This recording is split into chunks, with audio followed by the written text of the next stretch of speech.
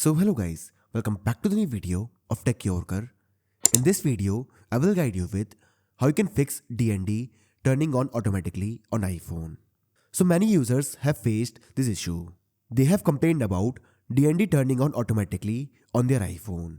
Well, there is a simple method by which you can fix this issue. Let me show you how. First of all, open the settings app on your iPhone.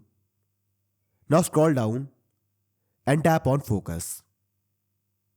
After this, tap on do not disturb.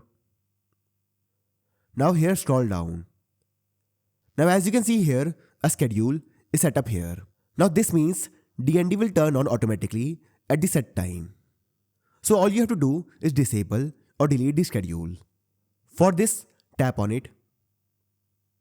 Now to disable it, turn off this toggle. If you want to delete the schedule, then tap on delete schedule and then tap on delete schedule again.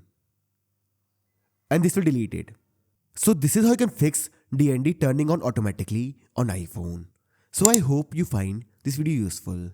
And if you do, then don't forget to like this video and subscribe our channel.